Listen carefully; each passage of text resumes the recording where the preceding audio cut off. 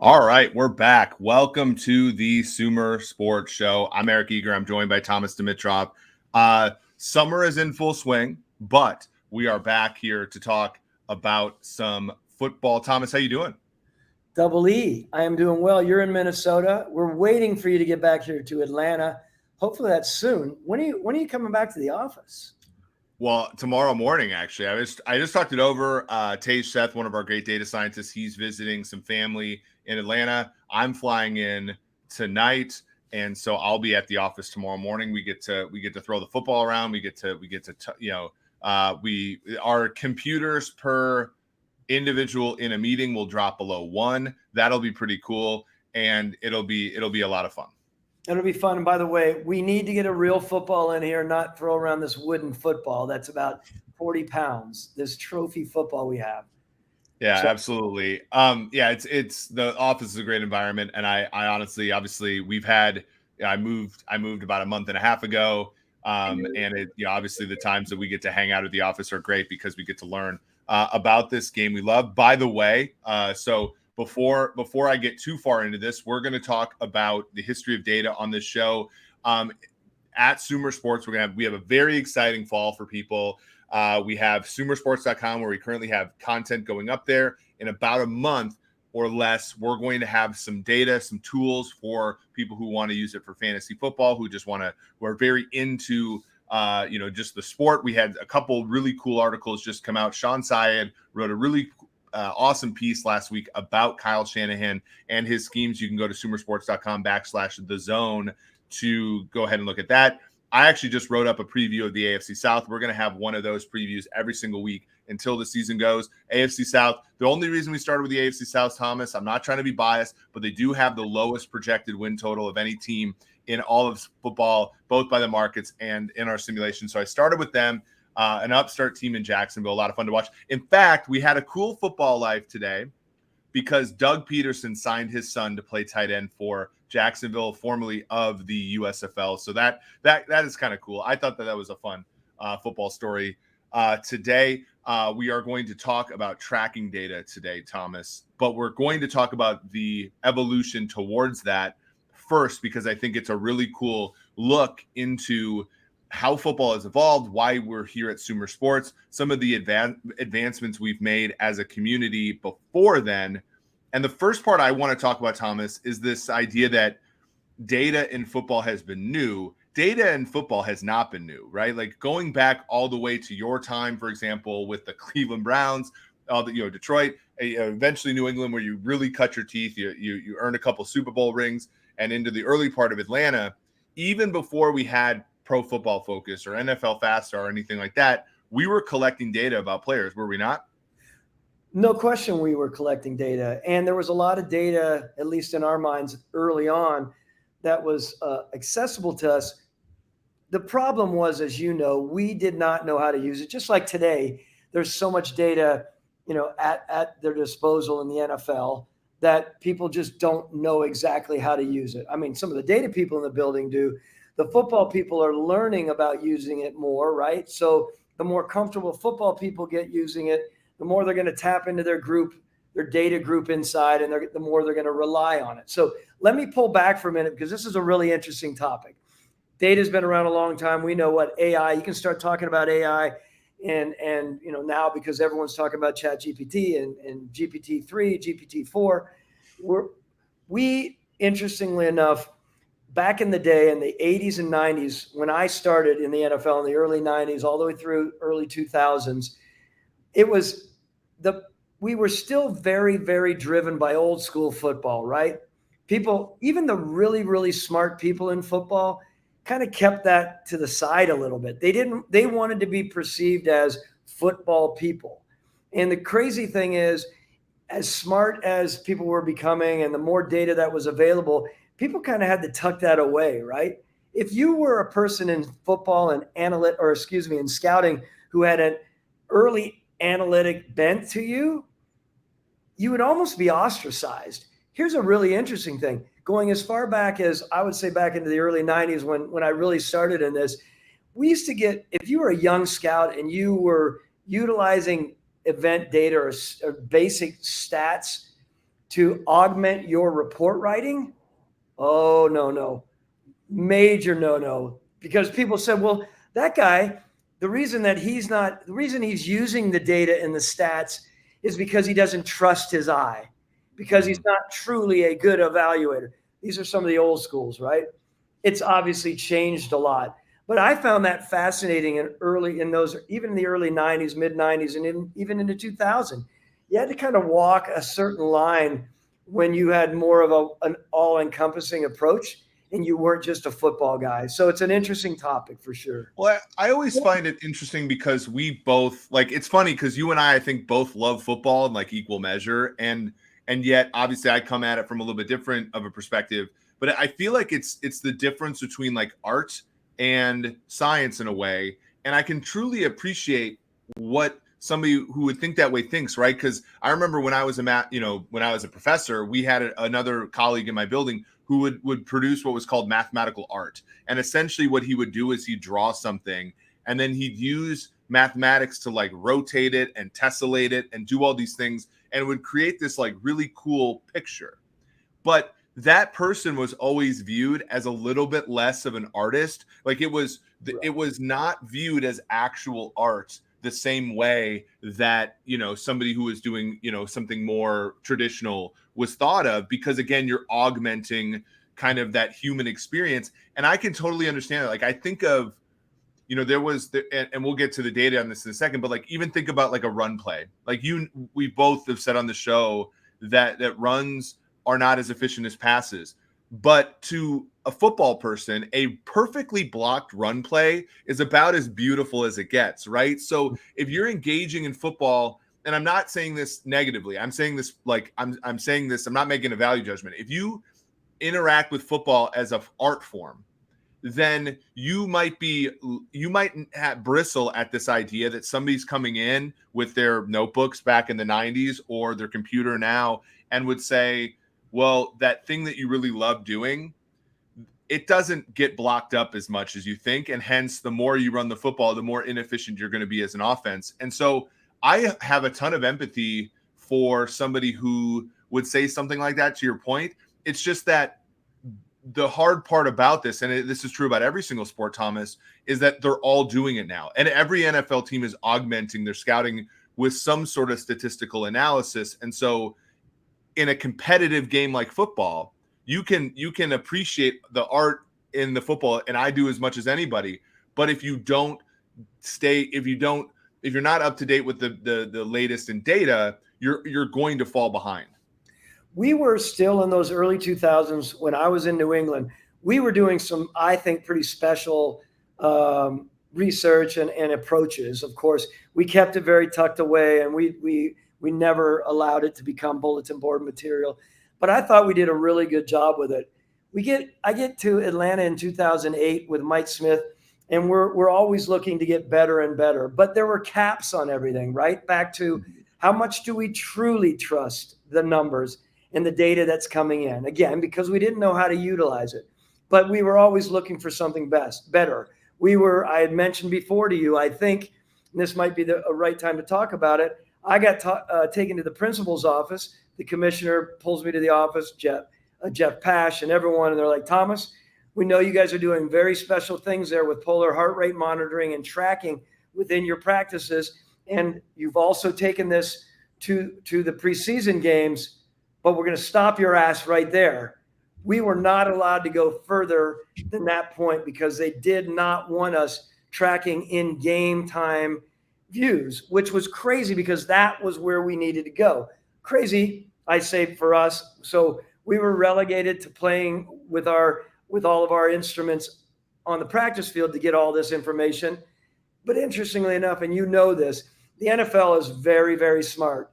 the last thing they want is one team to go in and make inroads to something. And this was back in 2009. I remember it clearly when it happened. And then, of course, the league started really focusing on next gen stats, and the rest is history, of course. A lot of really cool stuff, though. A lot of the tracking that went on in practices, it was a perfect segue into what we're doing in today's world. Well, and I think obviously you were very awake to kind of why, right? Like your great seasons as the Falcons general manager in large part was because was when you had great players who were healthy. And some of the seasons where you guys came up short were when your great players got injured. I mean, and we're not cracking, like we're nowhere close. Like I'm going to newsflash everybody. We're not anywhere close to cracking the code on injuries on the public sphere or behind the scenes. And for you to go out and try to seek that edge, to me, is just a smart thing to do, because you know that one of the and I think in math the idea is like, okay, is injury risk reducible, right? There's some schools that think no, like that think you can't reduce the risk of injury, it's part of playing the game. And then there are some teams that disagree and will search for that edge. And to your point, like you're always trying. And it was always funny with the Patriots because Bill would always, kind of talk down analytics, but you could tell analytics is not just about coding things up. It's not just about, it's about meticulously. And I know in that football life that you were in, the 95 Browns, that Phil Savage was talking about how Bill made him, pad games in a meticulous way that was like him. And he said, I'm never going to sleep again because of all the meticulousness. It reminded me of my first few years at PFF where I'm charting games and I'm like, Jesus, I'm never going to get another nap in my entire life. And it's like, but you become intimately related with the game. And that's whether you do that with algorithms or you do that with your mind, your eyes, you get intimately related to the corners of the game. And that's where all the money is made, right? All the fat of the game. We all know the game, that part of the game. It's those corners that you meticulously go through. And, one thing that's been said about the Belichick paradigm, that scouting system, is like, well, it's been there for a long time and it's consistent. And that's something that, as we're trying to build stuff at Sumer, that's, of course, what we're trying to strive for. But that longitudinal data, that long-term data of knowing, like, this guy's an X in this system, and I could talk about an X in the system 5 years ago in the same way because I know that system has been refined, and I know that system's been trained into people. That is incredibly valuable, even if no one is writing any algorithms, putting any code together. Like that to me is analytics in and of itself. And it's started the process, in my opinion, because when you guys were doing that, you guys were kicking everybody's ass. You were going to every single AFC championship game, a bunch of Super Bowls, won a few, won many. And now, like, okay, then it transitions into the Pro Football Focus / Sports Info Solutions / NFL Fast Star days, which is what's called event data. So you have this idea of players where you're essentially grading the whole, right? So you take a player and you watch him and you put a grade on him, and you might put a grade on him in different facets or whatever. And then what really exploded the system kind of in the middle of the last decade was this idea of every single play you would have tags for things. And that's really what we're talking about when we talk about event data. Event data is basically charting everything that happens, and most of the time it's all happening on the ball. So you talk about like pressure on the quarterback. You talk about play action fakes to the running back. You're talking about was there a stunt? What were teams rotating their coverage from too high to one high at the snap or something like that? All that stuff is what's called event data. It's something that a human and eventually a computer can chart. And that exploded this idea because you could go through all the different permutations and say, well, if Keanu Neal was in the box and Brian Poole was up in a mug position against the slot receiver, what was your EPA or yards per play on that? And you could go through and look and see what were we really effective on plays like that. And it really exploded our ability to analyze football. Do you think, when you look back at that, do you think it was asinine of NFL clubs trying to put together their rosters, their acquisitions, their trades without truly, before we even get to player tracking, talking about event, do you think it was crazy that we weren't utilizing it more, that we were still relying on some old school scouting techniques that were tried and true, which were completely weathered and battle tested, at least according to us? I look at it now, being out of the business now for 3 years, And everything that we are tapping into now, and I know we're going to segue into player tracking, but I want to stay here on when you're talking about the event side of it, and still making a lot of those moves with the Falcons, from 2008 all the way up to, let's just say, even 2016, right? 17, when we would look at the data, of course, but we never really were juxtaposing the data to make the true decision between one player and another. Some people did, and I liked doing it. I felt like I was a little bit more on front edge than other people, but when it all came down to it, I came back to, well, this is what I saw on video, right? Because we were always taught it's what you see in games. All this other stuff is good background, but it's what you see. As a data scientist, is that unfathomable for you that we didn't tap into that more? I mean, I watch a lot of games, right? So I have my own, I watch somebody and I'm like, oh, I think that player's good, even though maybe the data doesn't back it up. So I have some empathy for that opinion, but then there were always edge cases. I think, and I don't know what would have been actionable about this, but you remember a guy that you drafted out of Clemson, Vic Beasley, led the NFL in sacks in 2016 with 15.5, but he was 18th in pressures. And so when you think about, okay, and just for the people there, pressures are something like play by play. All of these vendors will track, right? So did Vic Beasley make the quarterback move off his spot? That's a pressure. Was it a cleanup pressure? Did somebody like Grady Jarrett come up the middle incredibly fast and force the quarterback into Vic Beasley? That be what would be called an unblocked pressure or a cleanup pressure. And so there were all these various ways of being able to measure pass rush ability. And for all of history, we remember the great players by who sacked the quarterback. We remember Reggie White was like 21.5 sacks in 87. We remember Michael Strahan landing on Brett Favre, falling down for him in 2001 for his record-breaking sack. We remember by sacks. We don't remember by pressures, right? And one of the key reasons why everybody liked Jarrett in our buildings at PFF was he generated a lot of pressure at Clemson, and so there was like that hidden variable. But those hidden variables can also work as cold water, right? You look at, from your perspective, and we already looked at your record. It's on sumersports.com. If you look at the 5th-year option article, Thomas hit on all but 2, right? So you hit on a bunch of first rounders. But from your perspective, you draft Vic in round 1. He leads the league in sacks. Yeah. And some nerd is going to tell you, well, he's actually not that good of a pass rusher. And like, I can, that to me would have been one of those things where, in a different world, you're like, okay, how can I trade Vic, right? Because there's going to be some team that's going to look at the 15.5 sacks, a team that maybe struggled on defense or something like that, and they're going to give you a first-round pick for him or something like that, right? And so I always thought that there were opportunities to buy players who were undervalued and to sell players who were maybe a little overvalued. And a lot of that was hidden in the tracking data. Or like a guy like, could get a lot of interceptions, but on like Marcus Peters, when he played for the Chiefs, get like 10 interceptions, but he'd give up 1,000 yards in coverage. We, until 2012 or so, weren't even charting what the guy's coverage stats were. Back in the day, it was Delta O'Neal, right? You look back in, Cincinnati, Cleveland, he'd have 10 interceptions, and the next year he'd be benched. It's like, well, couldn't you have flipped him when he made the 10 interceptions the year before and gotten some value for him before you found out what was already true about him, which was that he's a gambler that gives up a lot of yards and gets a lot of picks.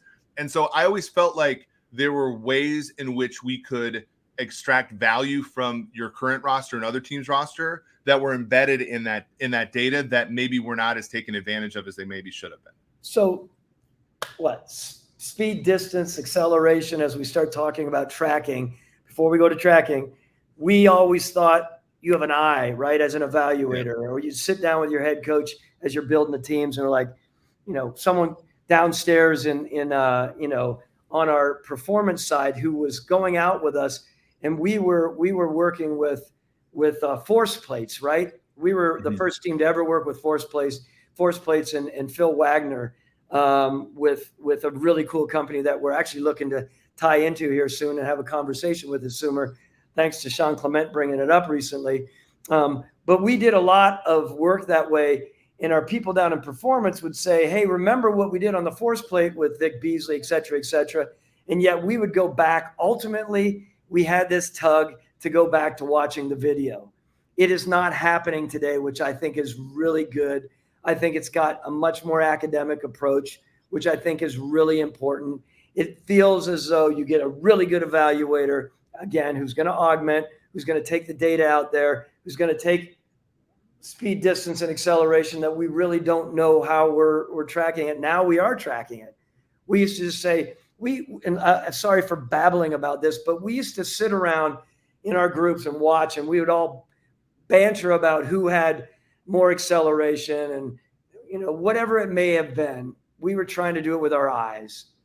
And it's just, it's so ridiculous that we had so much data there, even in the final couple of years, that we didn't tap into. I feel a little short-sighted on that, of course, which is a good sign. History is always weird, right? Because if you judge history with the knowledge of the present, you're always going to be a little bit more, you're always going to look at it unfavorably when that's not necessarily fair. I mean, like, I remember, when you guys were re-signing Ricardo, like, I sent a bunch of reports to Johnny about Ricardo because he had, like, its safety evaluation was really hard, right? So, like, it was fun to see when you guys gave him that extension. He ultimately, it ended up not working out because of injuries, to the first point that we made, which is about, injury risk and everything. But he had earned that. And, like, prior to 2000 and whatever, the only metrics we had for safeties were tackles, which are kind of misleading, sacks, which almost never happened for safeties unless it was like Adrian Wilson or somebody like that, and interceptions, which are misleading. So, like, you guys in Atlanta did a pretty good job, I would say, relative to the times, but there was always more juice to squeeze out of the orange. And this gets us to the tracking data a bit, because event data, and I'm going to talk about this in terms of soccer for just a brief second because it's important, but the adage in soccer is that 97% of the events happen off the ball. So if you're only and soccer event data, bless StatsBomb and StatsBomb more than Opta, but, like, all those vendors, their event data was almost entirely on the ball. Whether you got a tackle, whether you pass, expected goals is entirely on the ball. Event data. You're missing 97% of what's happening on the pitch if you don't have tracking data.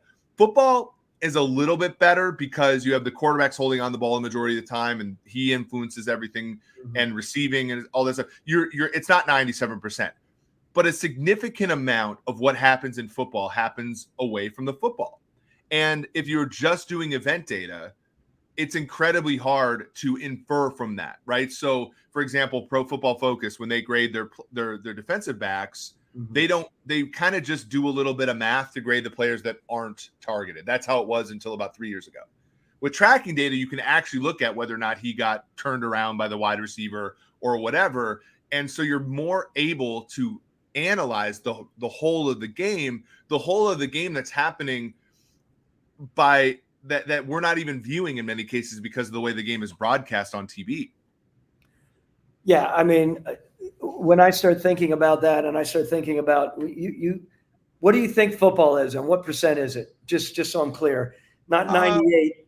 I mean, we talk about backside defensive backs, right? We talk about range, all of the stuff that we've always been taught. Like, there's another side to evaluating. So, curious. What do you think? I think in the running game, you can measure by hand 75% of what happens, because you can watch the linemen and you can see, like, kind of, and it's weird. Like, it's a fun topic. I actually think it's a lot easier to use data to understand the run game than the passing game, because the run game, everything is unital, right? So the right tackle down blocking and the left guard pulling out and whamming that edge player that he vacates. Like, that's all one unit, right? So if you're slow off the ball or you get your ass beat and that pulling guard can't get over that's partially your fault. You know what I mean? Like, and so it's all unital. Whereas the passing game, it's so many more one-on-one matchups, left tackle, right edge, right tackle, right. And then it's wide receiver versus defensive backs and man coverage. And then it's all this kind of stuff. And then it's quarterback. But in the passing game, and this is where I really found it, where it was like linebackers and safeties, I think it's more like 50-50, where if you're a quarterback, the way that the safeties play you affects how you play the game so drastically. And it's really hard for a person with their eyes to look at safeties and be like, he's controlling 80%. So we did this cool study when I was at PFF with Timo Risque, where we looked at kind of field control. Like, so how much of the field are you controlling as a defensive back? And we found, for example, and this again is another reason, like, I'm not trying to crap on Telesco in Los Angeles. It's sort of more of like when the Patriots were really going good, they used Stephon Gilmore to control far more of the field than J.C. Jackson, right? So they engineered their defense where Gilmore, and so if you're a quarterback, you're thinking to yourself, do I throw to this big part of the field, but the corner's a lot better? Or do I throw to the small part of the field, but the corner is occupying that small region? And so a lot of teams would throw to the small part and get it intercepted by J.C. Jackson. J.C. Jackson earns a big contract from the Chargers. And funny, when he goes to Los Angeles to play, it's different because they're not Bill anymore, and it's I'm not saying that we would have been able to flag that, but I think future iterations of tracking data and analysis would be able to say, look, J.C. Jackson's not a bad corner, but he's not as good as these 7 interceptions. And here's why. The same way that the Vic Beasley thing was, Vic wasn't a bad pass rusher in 2016. Don't get me wrong, not a bad pass rusher. He just wasn't the best pass rusher in the NFL, which you would have thought by the number of sacks he had, right? And so I think it's all of these different things where you're measuring so much more because you have the where every player is 10 times every single second. You're able to see how things move, and you're able to see how the space gets occupied differently as the play evolves. So with that in mind, do you think you can determine a player's passion, drive, effort much more with player tracking ability? I think, great question. I think if I sat next to you and watched a game and you said to me, hey, notice on the backside of this run play, notice how in the backside of this play where the tight end crashes down and doesn't block him, that's a sign of a player that doesn't care, or that's a sign of a player that really gives a shit, right? Like that, if you said that, or, you can measure flowing to the ball. Like there are all kinds of things like I think you could do if I sat next to you for a day and a half and we watched film. I feel like we could code some of that into our analysis. What do you think? I think you could. I mean, it feels like you could. It would feel like it would be that much more of a strong sort of validated discussion point for me.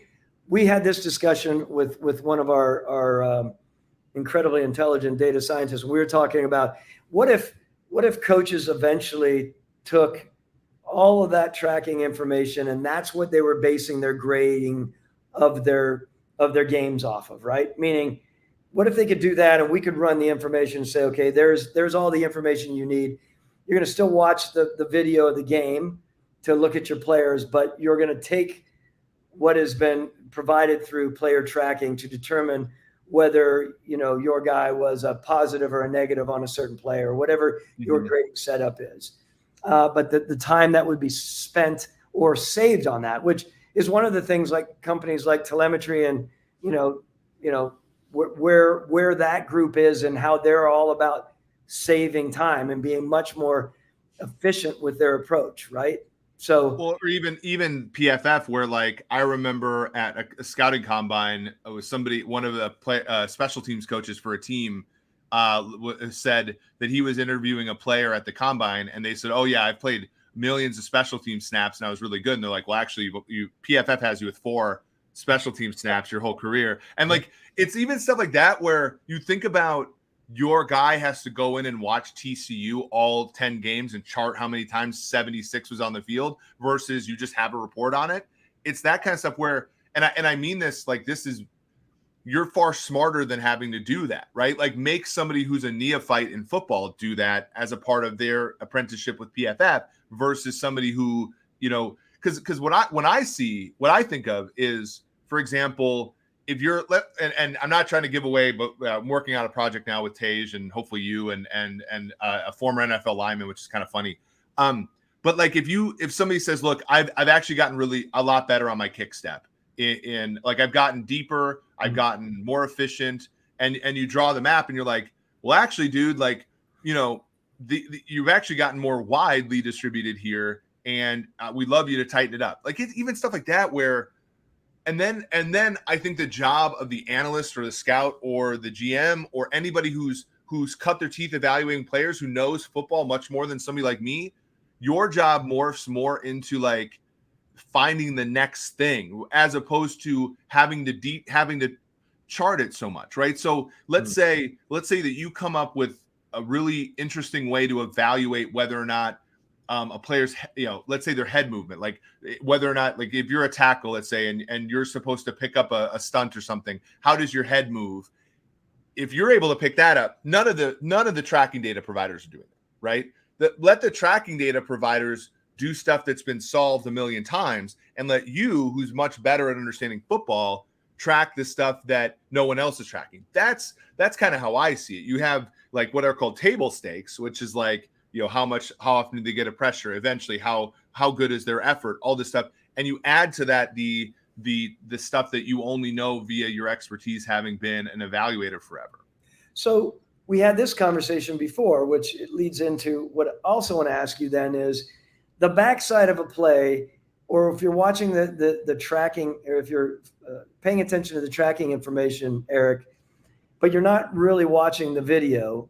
Tracking is saying this guy made a play or he didn't make a play, but the fact is he made an incredibly athletic move to get to a spot, to cut something off, to turn it back in to someone else to make a play, right? Or vice versa, right? Some of the players that make plays and they're really ugly making them, they're basically falling down.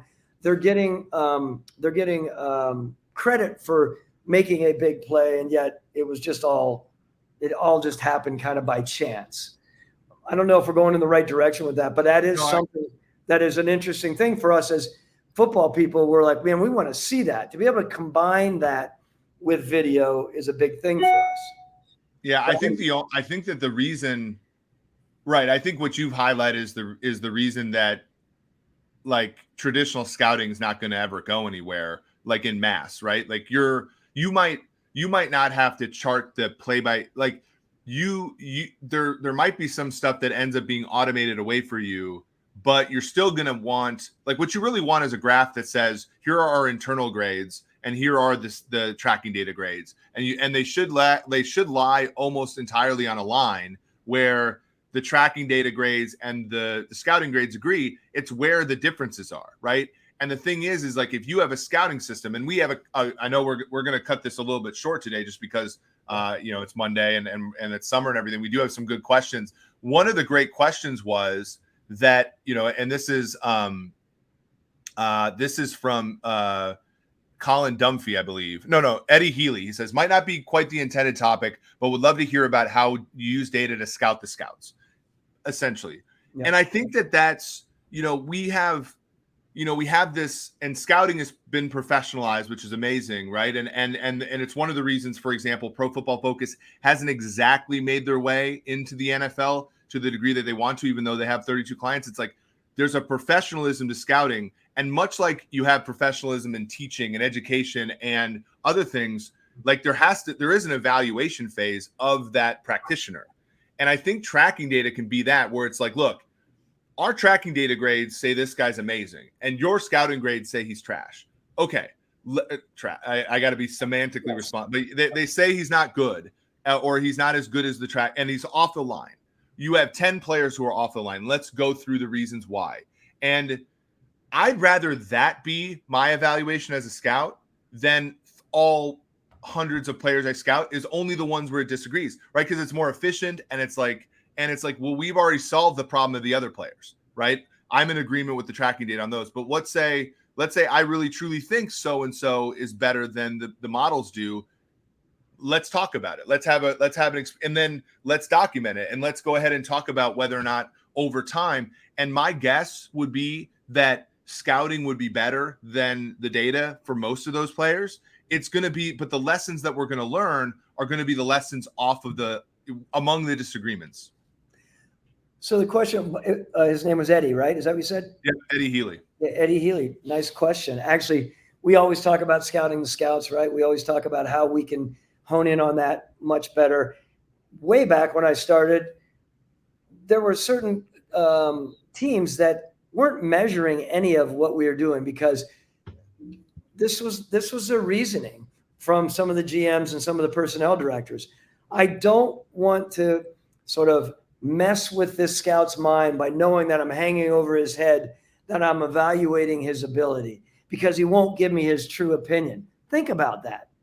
Well, that's part of the art, right? That's part of the stand-up comic who's like, I don't want, like the stand-up, like, and I love stand-up. It's like one of my favorite art forms. It's like the stand-up comic who's like, you're not going to evaluate me, right? If you get it, you get it, right? And I think that there's a little bit of that in player eval, right? It's like, it's my evaluation of the player. It can't be judged. You know what and not can't as in like you shouldn't judge me. It's more like it's art, right? And so it's to everybody what it is to everybody. It's special to them type of thing. And I think that that's part of the vibe there.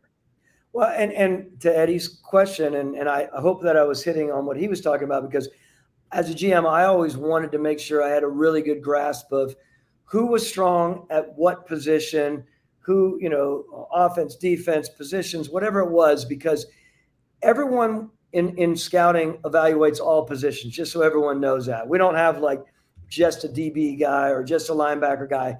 In the spring, we start having them be experts at a position, because we just want, consistency. That's how we did it. But everyone is scouting everyone else.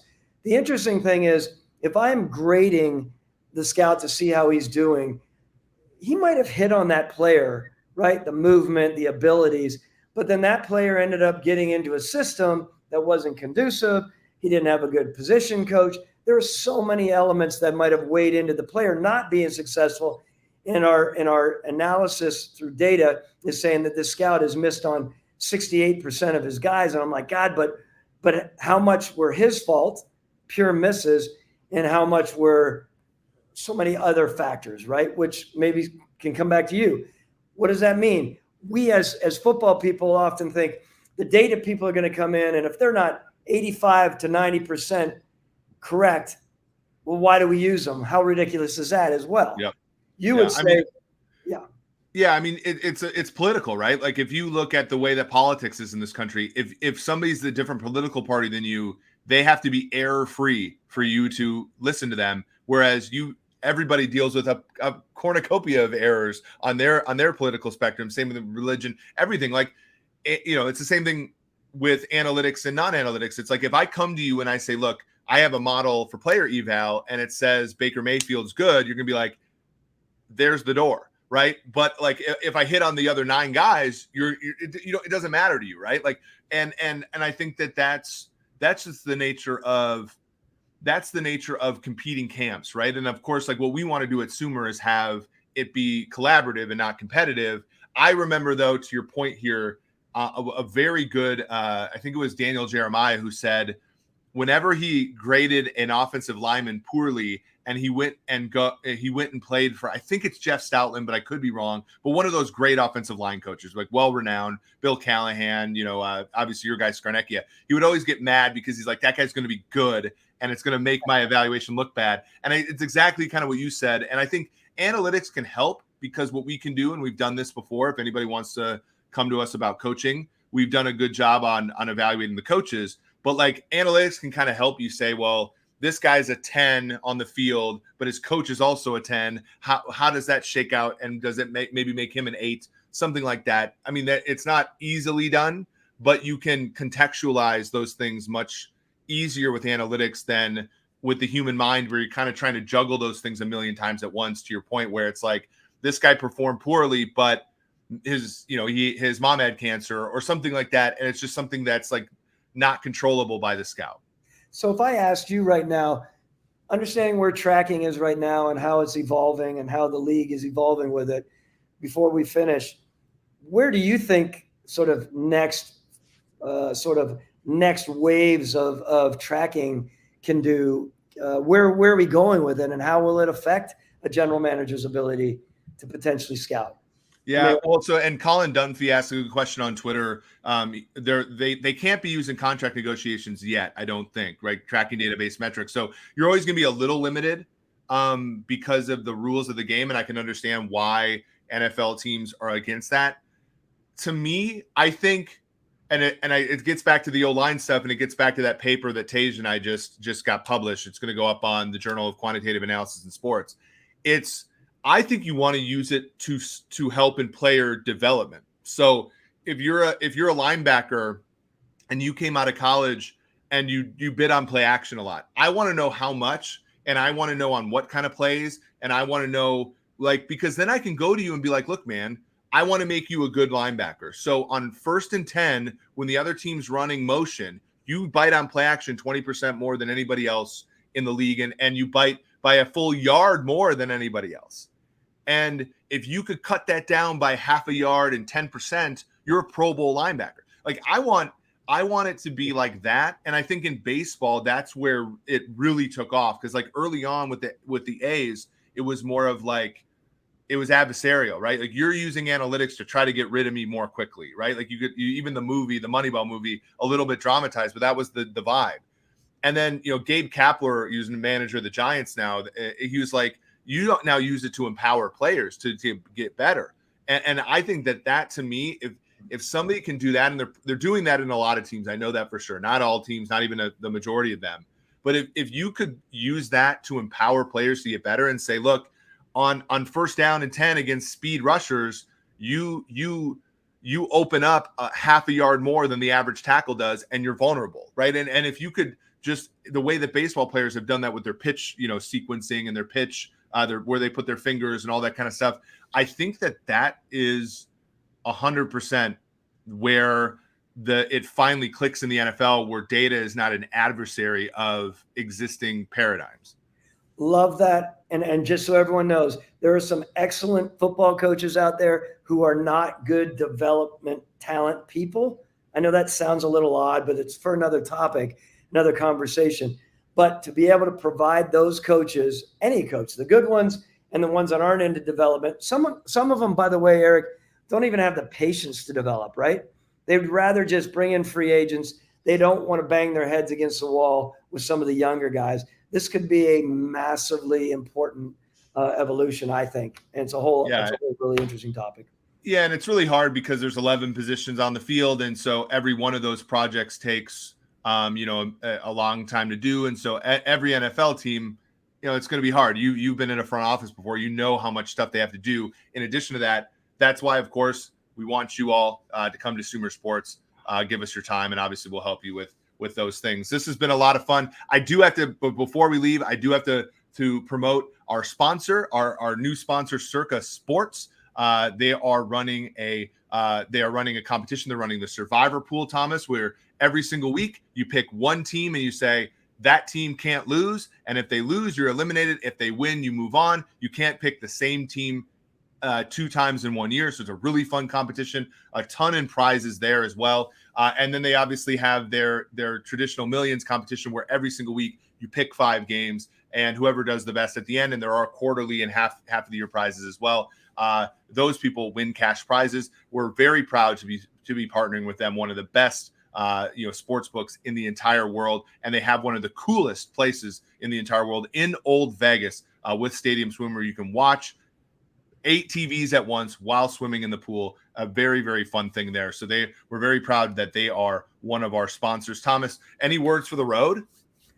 No, I mean, this was great getting back. I can't wait. We're going to start building up as we're really close to camps before you know it. I know we're taking a little bit of a relaxed approach here, but I'm really excited about that. There's a lot to talk about. And, look, a lot of the questions that are coming in, we hadn't get a chance to answer, but as we start picking this back up, man, I'm excited about getting back 2 days a week. And hopefully we'll continue to do our part in helping to edify, and you guys can all edify us for sure through all your questions and comments.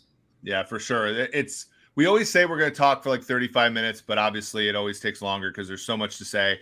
We really appreciate you all for coming. Again, subscribe, rate, and review.